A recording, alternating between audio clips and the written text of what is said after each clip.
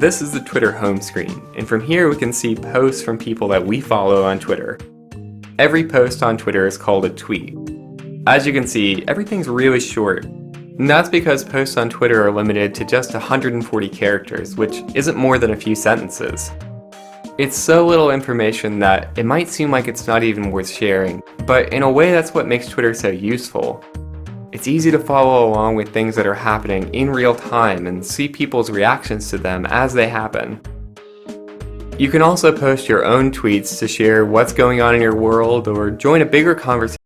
There are a lot of different ways to use Twitter.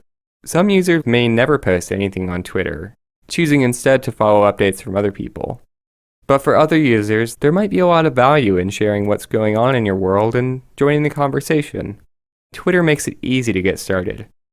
To post a tweet, you'll need to have your own Twitter account and be signed in.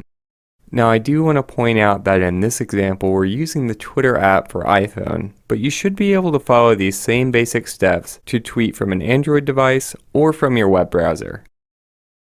Select the new tweet button. The tweet box will appear. Now you can type whatever you want to post to Twitter. Twitter is built for sharing things quickly, so every tweet is limited to just 140 characters. As you type, the counter at the bottom will tell you how many characters you have left. You'll see this actually goes into negative numbers if you use too many characters. You can usually find a way to cut down on the number of characters in a tweet, though. In this example, we're just going to delete a few things and replace them with a semicolon. When you're ready, select Tweet. By default, your tweet will be shared publicly, along with anyone else who follows you on Twitter. It'll also appear at the top of your Twitter timeline. A tweet doesn't just have to be text. For example, you can include a photo with your tweet. You'll start the same way by selecting the tweet button and typing your post. Then choose the camera icon. Then select a photo or use your device's camera to take a new one. In this example, I'm going to choose a photo that's already on my device. When you're ready, select Tweet, and there we go. Another common thing to share on Twitter are links to an article or video on a different website. To share a link, you can simply copy and paste it into your tweet. It's worth pointing out that Twitter will shorten the number of characters in a link automatically, so it doesn't really matter how long the URL to that page is. Once you've posted a link, anyone can select it to open that page.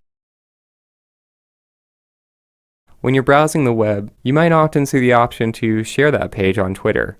Just select the tweet or Twitter icon to quickly create a new tweet with a link to that page. You can add any other comments you want, and that's it. Okay, just one more thing. If you want to share a tweet from someone else with the people that follow you, just select the retweet button below any post. It'll then be shared with everyone who follows you on Twitter, even if they don't follow the account that originally posted it. And that's it. Now you're ready to start tweeting and join the conversation on Twitter. Hashtags are a really important part of Twitter. But what is a hashtag anyway? Simply put, a hashtag is any word or phrase that's included in a tweet that starts with a hashtag symbol, which is also called the pound sign or number symbol. When someone includes a hashtag with a tweet, they're basically categorizing it. So why do people do this? Well, if you select a hashtag, you'll see other tweets that include it as well. This is an easy way to see what's happening on Twitter or follow along with a popular topic. Since the posts on Twitter are so short, a hashtag is often abbreviated. In this case, we're looking at the hashtag OTD, and based on these other tweets, it looks like that stands for on this date. So, on this date in history, all these different things have happened. Hashtags also make it easy to join in and become a part of this bigger conversation. To use a hashtag, just select the new tweet button, and you can see in this example, since we're already looking at the OTD hashtag, it was included automatically in our tweet. Now we'll type our post. And that's it. We just posted a tweet with a hashtag, and that means that anyone else looking at tweets related to that hashtag can find it easily. Hashtags are also an easy way to see what's popular or trending on Twitter. In this example, we're using the Twitter app for iPhone, so we're going to select the search box to see trending topics. The process should be pretty similar if you're using Twitter on a different device. In a desktop web browser, you'll see these under Trends. Just like before, we can select a hashtag to see more tweets about it. One other thing we'd like to mention are the search filters. If you're using the Twitter app, you'll select the search filters icon near the top. And if you're using Twitter on the desktop, you should be able to click anywhere in the search bar to access these same options. From here, you can narrow down your results to see only photos about this hashtag or only videos, Twitter users that might be relevant to this hashtag, or even just tweets from people you follow that include it. Alright, that's all we've got. Those are the basics of hashtags on Twitter. Twitter is a lot more than just posting your own updates. It also allows you to follow tweets from other users so you can see what's going on and connect with the people who are important to you. In this example, I'm using the Twitter app for iPhone, so I'm going to select the More button to see a list of suggested users. And this process should be pretty similar if you're using Twitter on a different device. For example, in a desktop web browser, look for the Who to Follow box, then select View All. A list of suggested accounts to follow will appear, and if you see one you like, just tap the Follow button.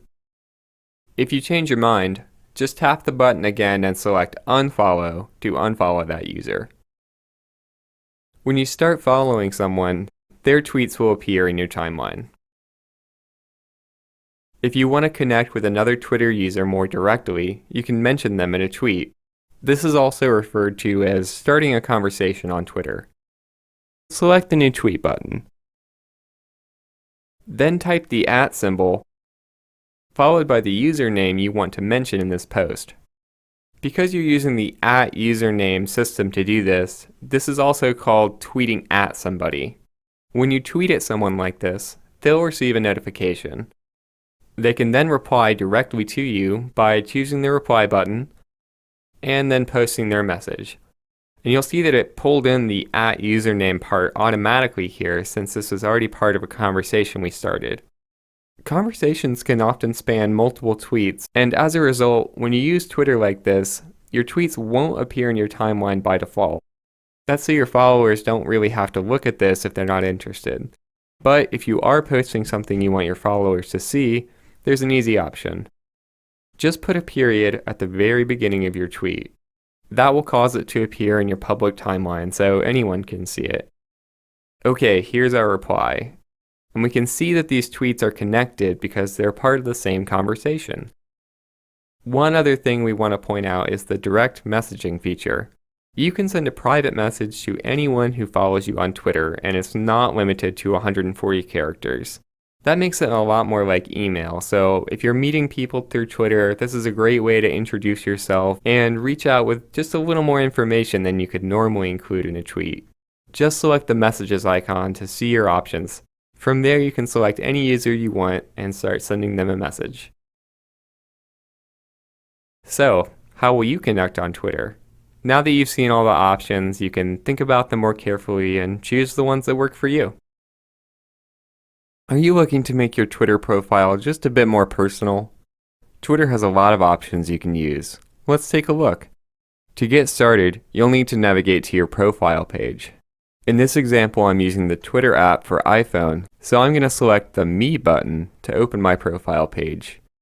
The process should be pretty similar if you're accessing Twitter from an Android device or from a desktop web browser, but the option might be in a different place. For example, on a web browser, you'll select the profile icon near the upper right corner, then choose View Profile. From here, select Edit Profile. Your profile settings will appear, and from here you can choose or add a different profile picture, a header image, which is the large photo behind your profile, your name, location, and if you want, you can add a little information about yourself in the bio section. When you're done, choose Save. We'd also like to show you some important privacy settings that allow you to control your experience on Twitter. To get started, just navigate to your settings from your profile page. If you're using a web browser, you'll select the profile icon near the upper right corner. But in the iPhone app, we're going to tap the gear, then choose Settings. And if you're on a mobile device, you'll need to choose the account you want to modify. Here in the Privacy section, you'll see the option to protect your tweets. By default, everything you post on Twitter is public, which means that anyone can see it, even if you don't know who they are. If you want to control who can see your tweets, turn this setting on. Then you'll be able to approve anyone who requests to follow you on Twitter, and your tweets won't be shared publicly. By default, Twitter can show you advertisements based on the people you follow. If you'd prefer for Twitter not to use your information in this way, you can turn this setting off. When you're finished, select Save or Done to save your changes. Okay, that's all we've got. Now you're ready to customize your profile and protect your privacy on Twitter.